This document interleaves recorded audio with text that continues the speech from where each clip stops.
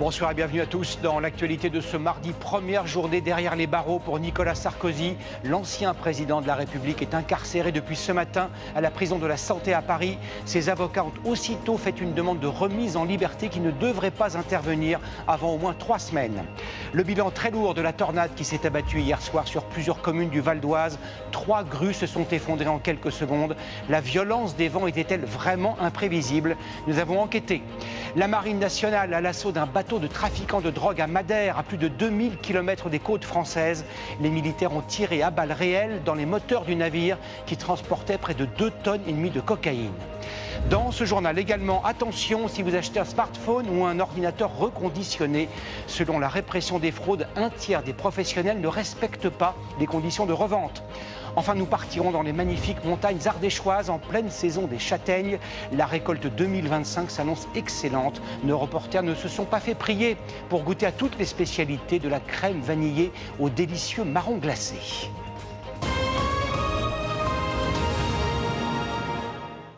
Jamais dans l'histoire récente, un chef d'État français ou européen n'a été incarcéré. Nicolas Sarkozy, condamné le mois dernier à 5 ans de prison, passe ce soir sa première nuit dans une cellule de la maison d'arrêt de la Santé au terme d'une journée, vous allez le voir, très médiatisée. Léa Merlier, Emma Chala et Romain Reverdy. Moment inédit dans l'histoire de la Ve République, un ancien chef d'État entre en prison. Cet après-midi, premier parloir, Nicolas Sarkozy a pu voir sa femme, puis s'entretenir avec son avocat. Première journée en prison, c'est terrible. Et ben, il l'a surmonté. Voilà, j'admire son comportement. Oui, je l'admire. Ce matin, le voici main dans la main avec son épouse. Il quitte son domicile du 16e arrondissement de Paris, acclamé par une foule de partisans. Ils ont répondu à l'appel des 3 fils de l'ancien président de la République, comme son ancien conseiller Henri Guénaud. Il assume persuadé qu'il subit une injustice. Et je partage son sentiment. Nicolas Sarkozy salue une dernière fois ses enfants, puis la foule, lorsque son convoi se met en route.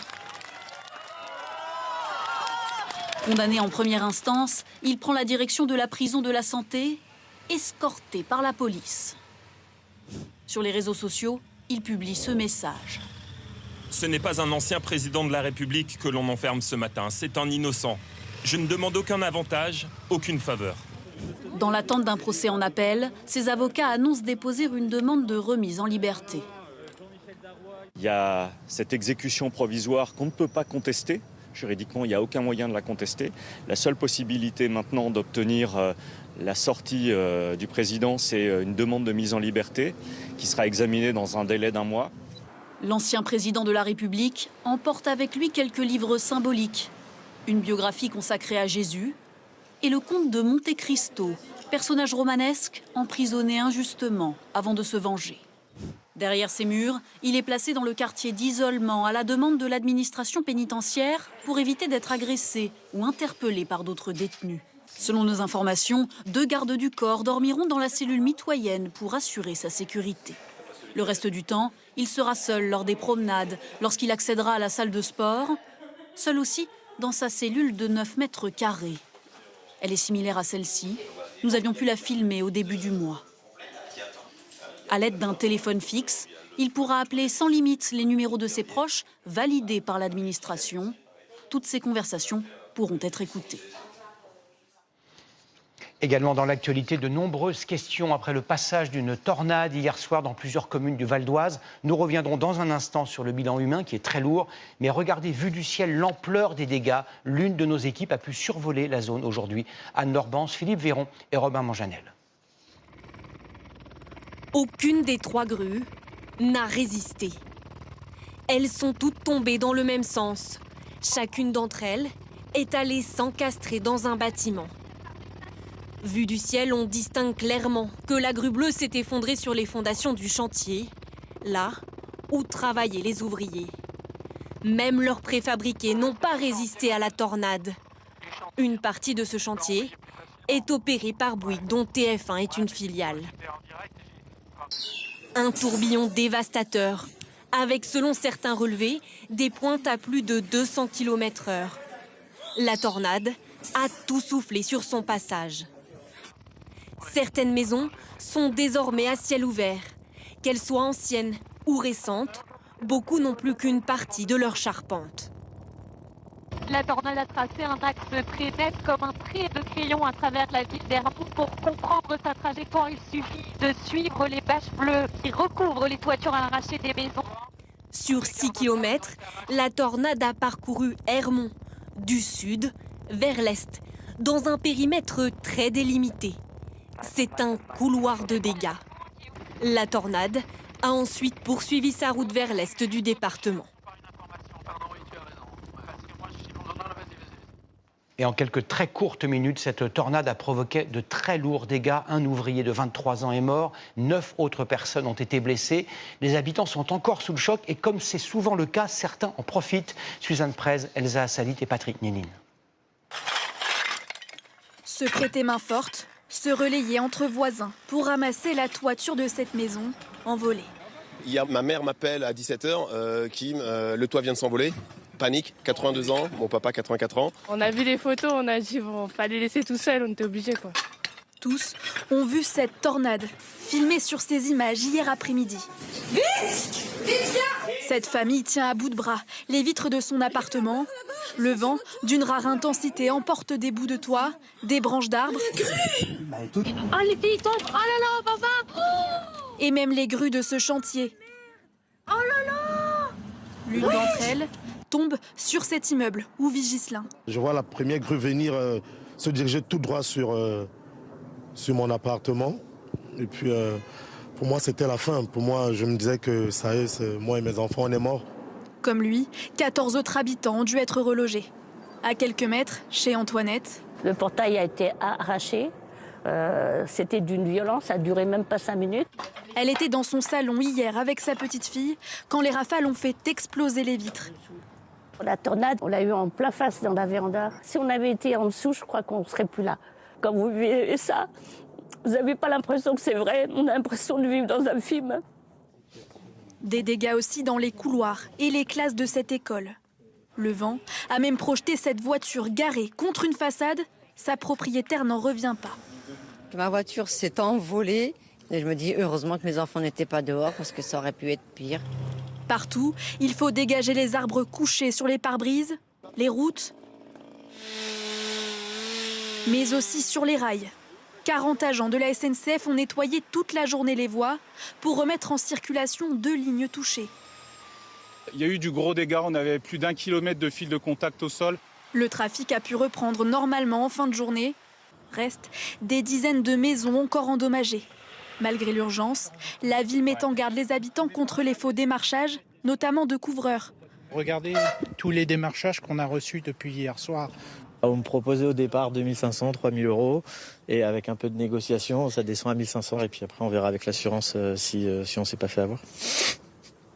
En attendant les réparations, ce soir, plus de 400 foyers sont encore privés d'électricité.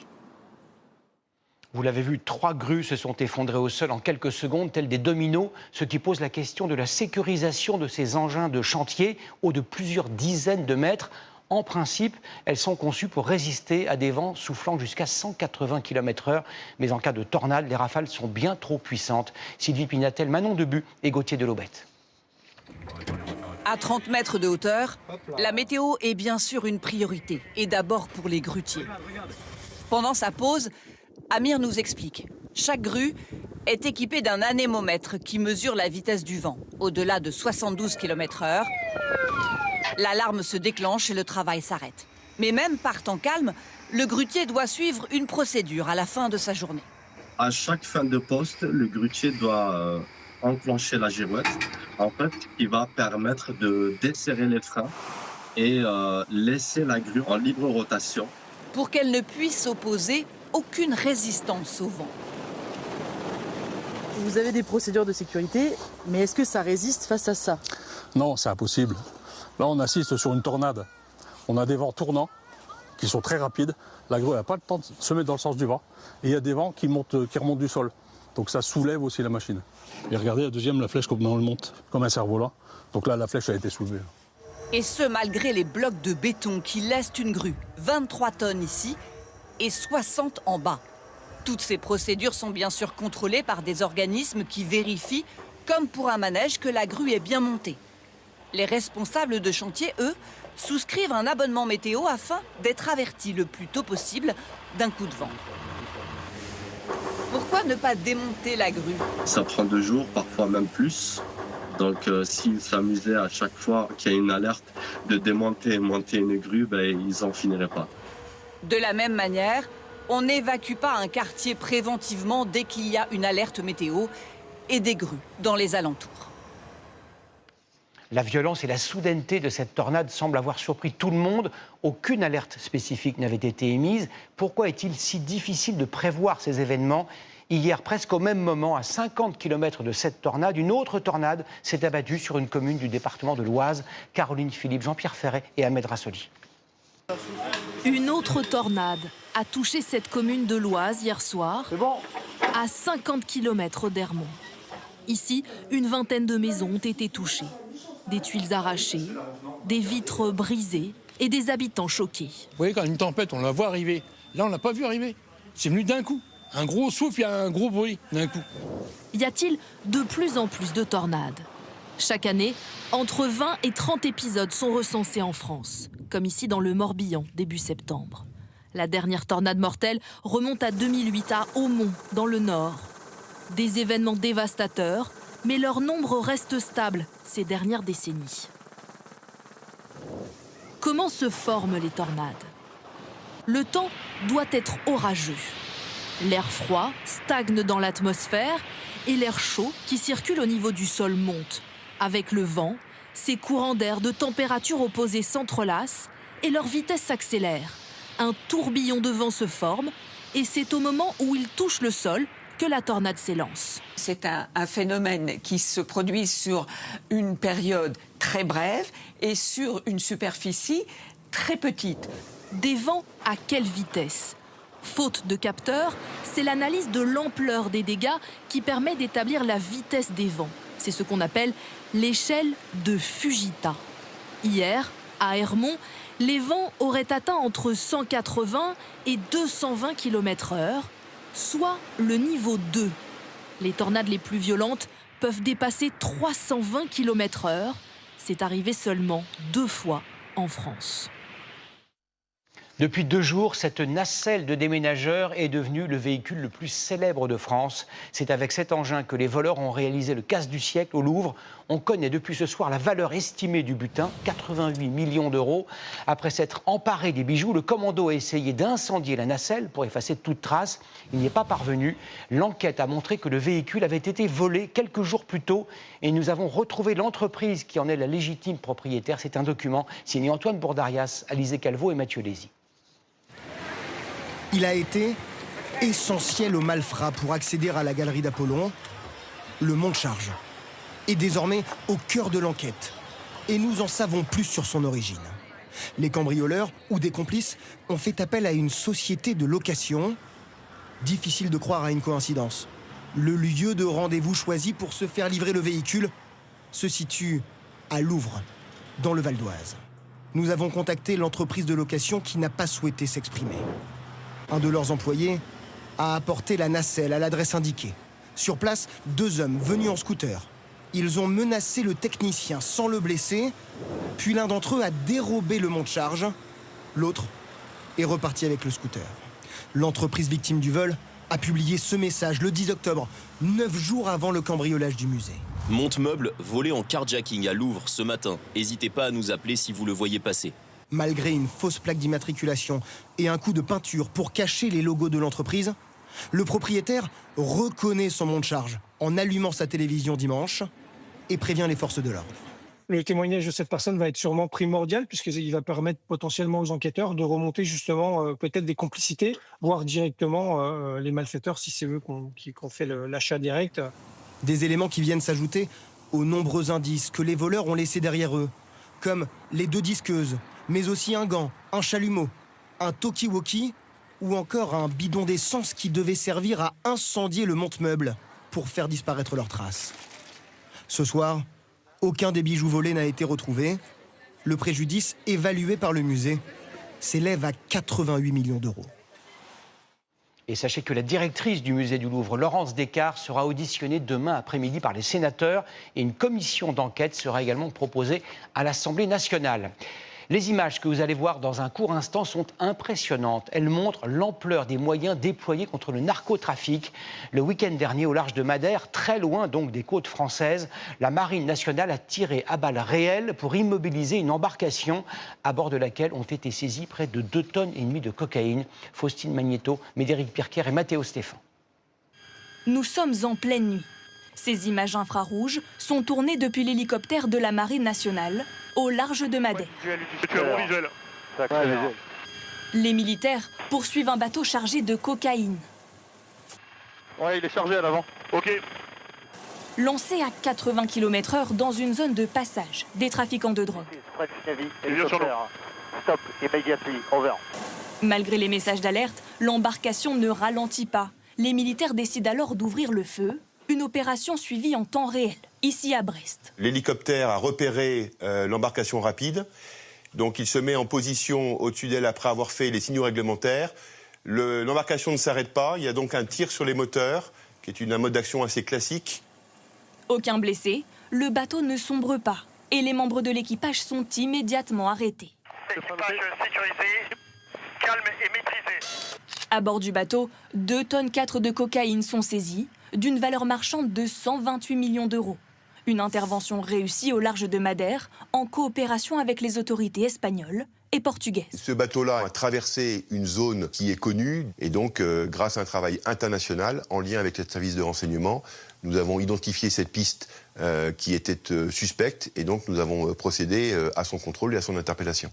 Ce n'est pas la première fois que la Marine nationale intervient loin des côtes françaises, comme ici, dans le golfe de Guinée, où 10 tonnes de cocaïne avaient été saisies sur ce navire de pêche. Depuis le début de l'année sur les océans, 60 tonnes de drogue ont été interceptées par la marine française.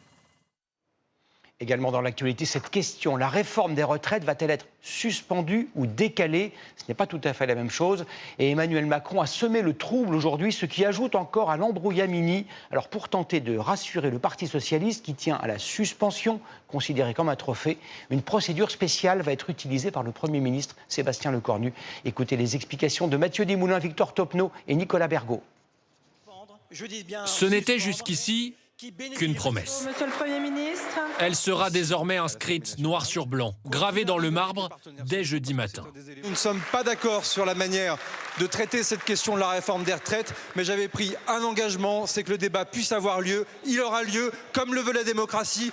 Le gouvernement s'apprête donc à compléter sa copie, par le biais d'une lettre rectificative pour ajouter la suspension de la réforme des retraites au projet de loi. En d'autres termes, même si le débat s'enlise, que le gouvernement doit recourir aux ordonnances pour mettre en œuvre le budget, la mesure entrera bien en vigueur dès l'an prochain. L'âge légal de départ sera gelé à 62 ans et 9 mois, tout comme la durée de cotisation, 170 trimestres, et ce, jusqu'au 1er janvier 2028. Il m'a d'abord confirmé qu'il s'agissait bien d'une suspension intégrale, qui concernera 3,5 millions de Françaises et de Français. En tout cas, ce qui compte, c'est qu'un pas ait été fait vers la suspension réelle de la réforme des retraites. Soulagement des oppositions, car le doute s'était installé. Surtout après les propos d'Emmanuel Macron à la mi-journée depuis la Slovénie, qui semblait rétropédaler. Ça n'est ni l'abrogation ni la suspension, c'est le décalage d'une échéance avec un financement par des économies. Le président de la République se montre en revanche ouvert à un référendum sur la question des retraites, mais à une condition, que les partenaires sociaux s'accordent sur un nouveau système, cette fois à l'équilibre. Et le relatif recul de l'incertitude politique ainsi que le début des discussions autour du budget ont eu une conséquence directe et inattendue. Le CAC 40 a atteint aujourd'hui un nouveau sommet historique, 8271 points. Le précédent record datait de mai 2024. Cette hausse est aussi liée à la publication de plusieurs résultats d'entreprises meilleurs que prévu. Parmi les très nombreux textes actuellement bloqués pour cause d'instabilité gouvernementale, un projet de loi a attiré notre attention. Il accorde davantage de pouvoir aux policiers municipaux qui pourraient ainsi infliger des amendes aux consommateurs de drogue, saisir des objets dangereux ou inspecter des véhicules. Nous avons décidé de consacrer une page spéciale à ces polices municipales. Commençons par quelques précisions sur leur nombre et sur les moyens dont elles disposent aujourd'hui. C'est la question en plus de Baptiste Guénet, Benjamin Faure et Cédric Aguilar. La police municipale en France est avant tout une police urbaine. C'est ce que montre la répartition des 28 000 agents sur le territoire. Ils sont présents dans 11% des communes, c'est peu. Mais si l'on compte seulement les communes de plus de 3 500 habitants, alors ce chiffre grimpe à 82%. La police municipale, c'est la police du maire. C'est lui qui définit le périmètre de ses missions, parmi lesquelles assurer la tranquillité publique, faire respecter les arrêtés municipaux ou encore dresser des contraventions pour des infractions au code de la route, par exemple, ou encore pour tapage nocturne. Nous n'avons pas de compétences générales en matière d'enquête judiciaire ou de maintien de l'ordre. Nous intervenons sur les infractions du quotidien, mais les enquêtes et on va dire les grosses affaires judiciaires lourdes restent du ressort de la police nationale. Côté armement, la tendance est nette. Il se généralise ces dernières années. 58% des agents sont désormais équipés d'une arme à feu et ce chiffre monte à 77% si l'on inclut les polices municipales équipées de matraques, tasers ou bombes lacrymogènes. Pour avoir leur police municipale, les élus n'hésitent pas à mettre la main à la poche.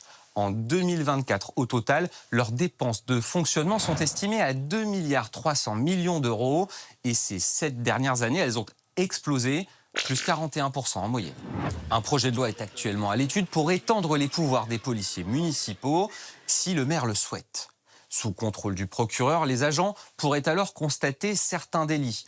Vente à la sauvette, vol simple, usage de stupéfiants.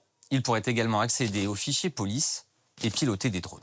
Le gouvernement souhaite présenter ce texte en Conseil des ministres dès que possible. Au vu de la situation politique actuelle, difficile de prédire quel sera son avenir parlementaire. Autre chiffre important, en 30 ans, les effectifs des polices municipales ont plus que doublé. À ce jour, 3600 communes en sont dotées, mais vous allez le voir, leurs missions sont très différentes d'un endroit à l'autre. Illustration à Caen et à Saint-Brieuc avec Lucas Barbier, Sandra Douceret et Léo Lemaître. Là, il a acheté l'alu. Un pochon de cannabis. Vous avez autre chose sur vous, monsieur? Jeté à la vue de la police municipale en pleine patrouille. Allez-y, levez un peu les bras. Les 3 agents interpellent le contrevenant, le fouillent. Impossible pour eux d'aller plus loin. Ils rendent compte de leur intervention à un officier de police judiciaire. Que vous saisissez la marchandise et vous faites un rapport de votre intervention, il sera convoqué ultérieurement. Bien reçu. Cette équipe de patrouille intervient pour la petite et moyenne délinquance. Elle peut même remplacer parfois la police nationale. Bravo. Pour les interventions qui nécessitent un acte d'enquête, les policiers nationaux prennent le relais. Dès lors que vous avez composé le 17, il est tout à fait possible qu'on se coordonne avec la police nationale de telle manière à engager un effectif de la police municipale. C'est typiquement un accident de la circulation routière avec une gêne à la circulation. Ça peut être un sinistre tel qu'un incendie. Ça peut être également des atteintes aux biens, donc ça va être un vol à l'étalage. Équipés d'un gilet pare-balles et d'une arme à feu, difficile pour les habitants de Caen de distinguer les 70 policiers municipaux des policiers nationaux. J'ai l'impression que c'est la police nationale. Ah bah c'est municipal. Je croyais que c'était national. Ah, visuellement, non, je vois aucune différence. Parce qu'ils sont en uniforme, ils ont le drapeau bleu, blanc, rouge sur eux, voilà. Et ils sont armés. Chaque police municipale a ses particularités. À Saint-Brieuc, ville de 45 000 habitants, les policiers municipaux ne sont pas armés. Ils ont des missions différentes de leurs collègues de Caen. Chaque jour, ils font traverser les élèves des écoles maternelles et élémentaires. C'est plutôt rassurant parce que des fois, c'est vrai qu'il y a même si le feu est vert pour les piétons, il y a des voitures qui passent qui s'en fichent parce qu'ils sont pressés. Les 23 agents ont pour mission d'être au plus proche des habitants. Nous, notre cœur de métier, c'est de faire de la police de proximité, donc c'est vraiment être en lien avec les habitants de Saint-Brieuc. Et c'est vraiment une des priorités de la ville, de sécuriser ces écoles primaires et maternelles. 2 tiers de leur mission sont consacrés à de la prévention, 1 tiers à de la verbalisation. La circulation sur le scooter, c'est interdit. Ils ne vont pas au contact des situations dangereuses. On arme généralement une police municipale en fonction de la dangerosité de votre ville. Ici à Saint-Brieuc, on n'est pas du tout dans cette tension-là, donc il n'y a pas de volonté, il n'y a pas de besoin. Moi, ce que je cherche à faire, c'est que ma police municipale, elle remonte le temps. Elle intervienne avant qu'il se passe un délit ou un accident. Donc on est plutôt dans l'accompagnement et la prévention. La municipalité de Saint-Brieuc aimerait renforcer la présence de sa police municipale en centre-ville. Les élus souhaitent une présence jusqu'à 23 h contre 21 h aujourd'hui. Lorsqu'on parle de trafic, de réseaux internationaux, on pense immédiatement à la drogue et aux armes. Mais le trafic d'animaux sauvages est l'un des plus lucratifs. Il constitue aussi une menace grave pour la biodiversité. Une partie importante de la contrebande qui touche la France transite par Singapour. Vous allez voir comment les autorités locales tentent de combattre ce fléau. C'est l'enquête de ce 20h. Elle est signée Lise Coy, Emma Vincent et Selma Daoui. Singapour, deuxième port le plus fréquenté au monde. 1 million de tonnes de marchandises y transitent chaque jour. Parmi elles, des animaux sauvages, transportés illégalement depuis l'Afrique, l'Inde ou la Malaisie. Le pangolin est l'un des mammifères les plus braconnés au monde. Leurs écailles sont très recherchées. Menacés d'extinction, ils sont vendus comme animaux de compagnie ou transformés en viande de brousse. Ce trafic mondial générait 20 milliards d'euros par an. Une menace pour la biodiversité et le bien-être des animaux. Il faudrait qu'on enlève ces algues vertes aujourd'hui. Dans ce sanctuaire, des bénévoles accueillent chaque mois 300 nouveaux spécimens, comme cette tortue noire tachetée, trouvée à l'aéroport de Singapour. Quelqu'un a dû essayer de le faire passer en contrebande, a paniqué et puis l'a relâché. Ces tortues sont en voie d'extinction. Mais leur commerce reste légal dans certains pays. Elles peuvent se vendre plusieurs milliers d'euros sur Internet. Généralement, les braconniers les amènent par centaines ou milliers. Les animaux sont entassés, emballés dans du plastique. Beaucoup d'entre eux meurent pendant le transport. Le braconnage et la destruction des habitats naturels menacent la survie de ces espèces, d'autant qu'il est très difficile de les réinsérer dans la nature. Malheureusement, les serpents sont très populaires sur Internet. Ces pitons sont nés en captivité. Ils n'ont pas leur couleur d'origine et ils ne seraient pas chassés dans la nature. Ce trafic menace aussi notre santé. On va examiner ses yeux pour vérifier qu'il n'y a pas d'infection oculaire. Les animaux sauvages peuvent nous transmettre des maladies. Certaines bactéries, comme la salmonelle, peuvent nous être transmises par les reptiles. Les mammifères, aussi, sont susceptibles d'être porteurs de pathogènes dangereux, comme l'herpès du singe. Selon l'OMS, les 3/4 des maladies apparues ces 30 dernières années sont des zoonoses, des maladies infectieuses transmises par les animaux aux êtres humains. La consommation de viande de brousse, Du serpent. pourrait être à l'origine des épidémies de Covid ou Ebola. En caméra cachée, nous nous rendons dans l'un des endroits où sont vendus ces produits. Vous avez de la poudre de bile d'ours? Non, je n'en ai plus. Vous avez de la bile d'ours? Non, on a arrêté d'en vendre. Mais il suffit d'un clic pour le commander sur Internet. C'est ce qui inquiète cet institut vétérinaire. Nous surveillons en continu les sites de vente en ligne. La lutte contre ce trafic doit être un effort collectif entre les douanes, les plateformes privées et les associations qui éduquent le public sur les risques. Pour endiguer ce fléau à la source, les chercheurs singapouriens ont mis au point une technique pour déterminer l'origine géographique des produits de contrebande, comme les défenses d'éléphants en ivoire ou les écailles de pangolin. On prélève de l'ADN ici, sur l'écaille de pangolin. Puis on analyse l'échantillon pour déterminer l'espèce et le pays d'origine de l'animal. En 2019, les douanes singapouriennes avaient saisi 35 tonnes d'écailles de pangolin, l'équivalent de 30 000 animaux tués. On a découvert qu'ils venaient pour la plupart d'Afrique de l'Est ou d'Afrique centrale. Avec ces données, nous pouvons informer les pays où le braconnage a lieu. En majorité, les propriétaires d'animaux sauvages finissent souvent par les donner aux associations faute de savoir s'en occuper. La consommation de leur viande avait baissé après la pandémie de Covid, mais elle atteint à nouveau le même niveau qu'avant 2020. Pourquoi acheter très cher un téléphone portable ou un ordinateur que l'on peut acquérir à moitié prix lorsqu'il est reconditionné? Année après année, les appareils d'occasion gagnent du terrain. C'est à la fois bon pour le pouvoir d'achat et pour l'environnement. Mais une enquête de la répression des fraudes publiée aujourd'hui nous alerte. 30% des professionnels du reconditionnement ne respectent pas les conditions de revente. Jo Sacal, Manon Monnier et Bruno Chastanier. Son téléphone ne fonctionne plus. Alors Florian est venu en acheter un nouveau, reconditionné.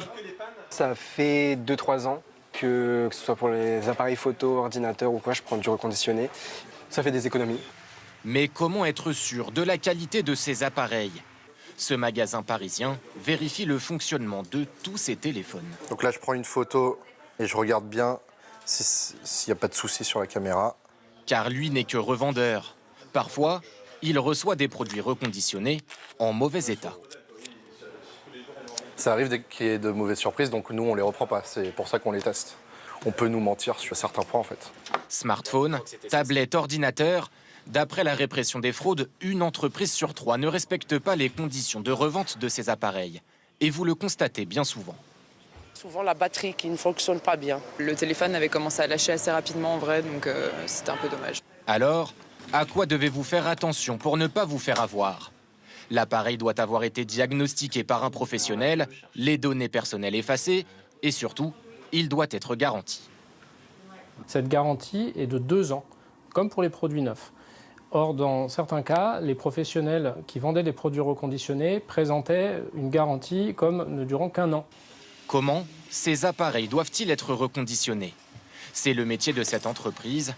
Chaque téléphone reçu est totalement réinitialisé, les composants analysés, notamment la batterie. Tous les petits carrés rouges, c'est l'état de santé des batteries. Et effectivement, il y a un point majeur en fait, quand on vend des produits reconditionnés, c'est de distribuer des produits avec 85% d'état de santé de batterie. Si cette batterie est défectueuse, elle est remplacée.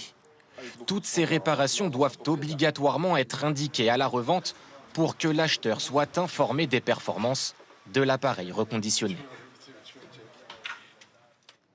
Pour des millions d'entre nous, cela évoque des souvenirs d'enfance, lorsqu'on les mangeait grillés ou à la cuillère sous forme de crème de marron. La saison des châtaignes bat son plein et comme pour les champignons, cette année, la récolte est excellente, notamment en Ardèche, d'où provient la moitié de la production française. Florian Chevalet, Brice Gérès et Julien Chège ont fait preuve d'un esprit de sacrifice, notamment au moment où il a fallu goûter au marron glacé. Dans ce restaurant, elle est partout. Un velouté de châtaigne et potimarron en entrée, associé à la myrtille en dessert. En cuisine, elle accompagne même le poisson. Là, c'est une purée à la châtaigne avec un pavé de merlu et je l'ai associé avec du chorizo. Pouvoir la cuisiner à toutes les sauces. Voilà l'atout de ce fruit d'automne. Ici, chacun a sa manière de la déguster. Puis au feu de bois, par exemple, c'était un peu le souvenir de mes parents qui faisaient ça à la cheminée. Et donc, c'est un peu la Madeleine de Proust. La traditionnelle coupe ardéchoise, en crème de châtaigne, boule de glace vanille, chantilly, et ça passe crème. Ça tombe bien, c'est le meilleur moment pour la consommer. À quelques kilomètres, dans ces montagnes ardéchoises, la récolte vient de débuter. Allez, on va faire ça, 2 chacun, et puis en avant. Chez les Giraud, la châtaigne allez, on commence ici, se ramasse en famille depuis plusieurs générations. Là, il y en a un peu déjà. Les filets, on installe ça au mois de septembre. Début septembre, on commence petit à petit, parce que là, on a plus le temps. Et ça dure à peu près, on va dire, 3 semaines. Il suffit ensuite d'attendre qu'elle tombe, en général début octobre, avant de passer l'aspirateur. Ça part tout dans le tuyau, direction la machine, et la machine là-bas, après, ça trie. Le fruit finit dans ces grosses cagettes bleues, environ 400 kg de châtaignes, aspirées en à peine une demi-heure. Par chance, cette année, la récolte a l'air bonne. On voit qu'elle est pleine, donc ça n'est pas molle. Et là, si vous voulez, voilà ce qui est un beau fruit, quoi. Un fruit plein. L'Ardèche est le premier producteur français de châtaignes. Avec 4500 tonnes par an, le département concentre la moitié de la production nationale. La production de châtaignes en France, elle est stable, voire même en légère augmentation, parce qu'il y a de nouvelles plantations, entre autres sur le sud-est. Par contre, le marché a complètement changé. Ce grossiste vend de moins en moins de châtaignes fraîches. Leur consommation est en baisse. Ce qui fonctionne aujourd'hui, ce sont les produits transformés, comme ici, la célèbre crème de marron. C'est un petit goût spécial, voilà, même un goût d'enfance. Moi, je me souviens de ma grand-mère, quoi. Sans oublier, bien sûr, les traditionnels. Les marrons glacés, c'est marrant. On en perd ses mots. Vous avez goûté? Oui. Ah, bon. Les marrons glacés, c'est justement la spécialité de ce fabricant ardéchois. On prend un tulle, ça s'appelle un tulle. On met 2 marrons dedans. On serre bien dans le tulle pour qu'à la cuisson, il ne se défasse pas en fait, qu'il reste bien entier. Les châtaignes sont cuites dans ces grosses marmites, à l'eau, puis dans un sirop de sucre, avant une dernière étape, la plus gourmande, le glaçage. On met du sucre glace, un peu de vanille, on met du glucose. C'est vraiment quelque chose de très simple en fait. L'immense majorité des ventes a lieu dans les 15 jours avant Noël. La confiserie reste un produit de fête. Son prix varie entre 80 et 140 € le kilo. Après tout, quand on aime, on ne compte pas. 500 000, c'est le nombre de Français qui traversent chaque jour une frontière pour aller travailler, un chiffre qui a doublé en 20 ans. Pour dire les choses simplement, s'ils prennent leur voiture ou le train pour la Suisse, le Luxembourg ou la Belgique, c'est parce qu'ils sont bien mieux payés. Les salaires sont 2 ou 3 fois plus élevés pour le même poste. Delphine Sidbon et Noélie Claire ont rencontré quelques-uns de ces travailleurs qui ont un pied dans chaque pays. Dans le nord de la France, à Vieux-Condé, près de la frontière belge, nous nous invitons à déjeuner chez Séverine et son fils François. Bon, moi je vais mettre la table dehors. Hein. Et comme souvent, à table... Ça, on a reçu un nouveau produit pour les cheveux. Ça parle boulot. C'est pour la pousse des cheveux. Je sais pas si t'as reçu ou pas. J'ai pas fait attention. Non. Rien d'étonnant, car chaque matin, ils partent exercer le même métier, vendeur, dans la même enseigne de hard discount. Simplement, ils ne le font pas du même côté de la frontière. Moi, je travaille à un quart d'heure d'ici, à 11 km, en France. Et François, il a vu une annonce en Belgique, il recherchait un employé, puis il a été pris direct. Entre eux, une différence de taille. Bon, on va regarder un peu les fiches de paye. Moi, avec 6 ans d'ancienneté, je suis à 12,06 de l'heure. Et moi, avec 7 mois d'ancienneté, je suis à 15 € de l'heure. François gagne 25% de plus pour exactement le même travail. Grâce à ce salaire, j'arrive à épargner 450 € par mois, ce qui est quand même pas négligeable. Ça va me permettre de pouvoir épargner, voyager plus facilement et de profiter de la vie. Je suis contente pour lui. Moi, je veux le meilleur pour mes enfants, donc même qu'il gagne plus que moi, ça me dérange pas, au contraire. En Belgique, le salaire minimum est plus élevé et les primes plus fréquentes. Pourtant, Séverine ne s'y voit pas. Pas envie de faire 30 minutes de voiture pour aller travailler.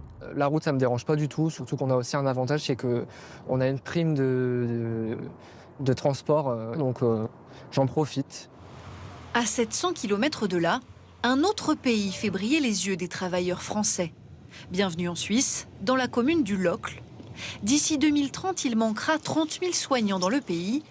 Alors, comme beaucoup d'habitants... Bonjour, Mme Carrel. Bonjour, Noémie. Madame Carrel accueille à bras ouverts les infirmières françaises. Je suis reconnaissante. J'apprécie beaucoup parce que je pense que parfois certaines viennent de loin. Cela tombe bien.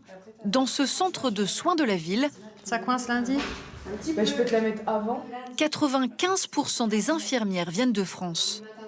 Pour 41 heures de travail par semaine, contre 35 chez nous, elles touchent un meilleur salaire, bien sûr, mais bénéficient surtout d'excellentes conditions de travail.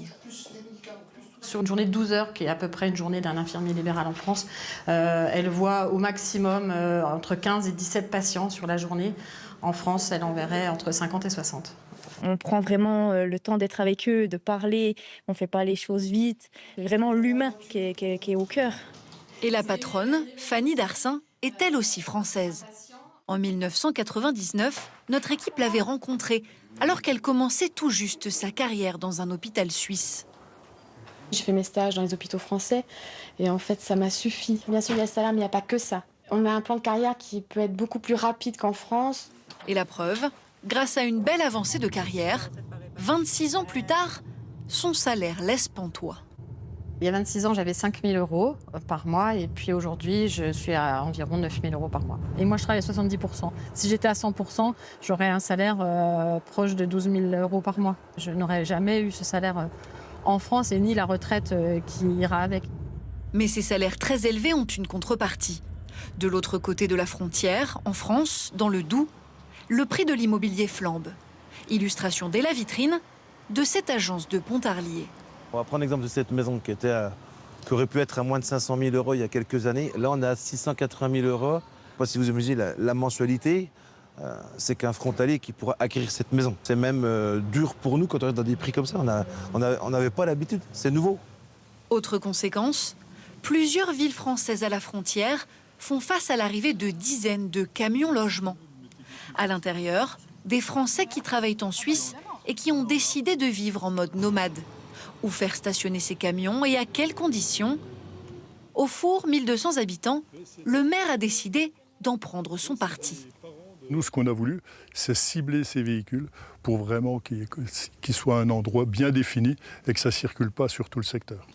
Pour ces travailleurs itinérants, il vient de faire construire une plateforme en dur avec éclairage public et ramassage des poubelles, le tout pour 42 000 €. Alors pourquoi vous avez souhaité mettre ça en place pour ces personnes-là? Mais écoutez, ça fait vivre la commune. La preuve, hier soir, je suis venu leur rendre visite et ils venaient de la fromagerie chercher du comté. Une commune plus dynamique et malgré les critiques de certains de ses administrés, il l'affirme, le loyer de 200 € par camion et par mois permettra d'amortir les investissements.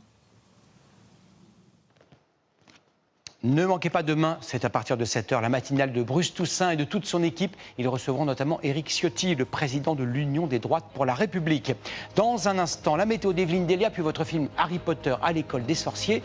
Dans ce tout premier film de la série, Daniel Radcliffe a 11 ans. Ensuite, il va bien grandir. Demain à 13 h, Marie-Sophie Lacaro, je vous retrouve à 20 h. Excellente soirée à tous. À demain.